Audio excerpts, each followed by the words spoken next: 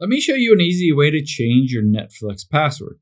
When you change your Netflix password, you can choose to sign out of all the devices that are currently signed in. I would recommend doing that so you can make sure no other random devices are left lingering logged into your account.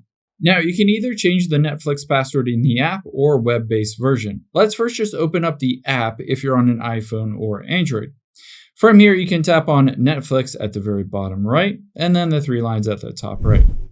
Now, to be able to change your password directly in the app, we need to get into your account settings. So you'll be able to see midway down is account, tap on that, and then you'll be able to see a bunch of information, including password here.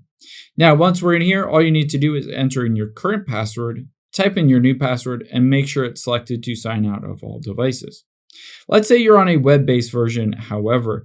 Let's just tap on Manage Account here. If you're on a Google Chrome, Safari, whatever you want on Netflix.com. From here, if you're in the account settings, all you need to do is scroll down, tap on Update Password, and then you can change the password again. Now, keep in mind, if you are sure that you wanted all these devices to be signed out, just tap on that button, and this will help prevent anyone else from having access to your Netflix account if you forgot and logged in on another device or someone else is logged in.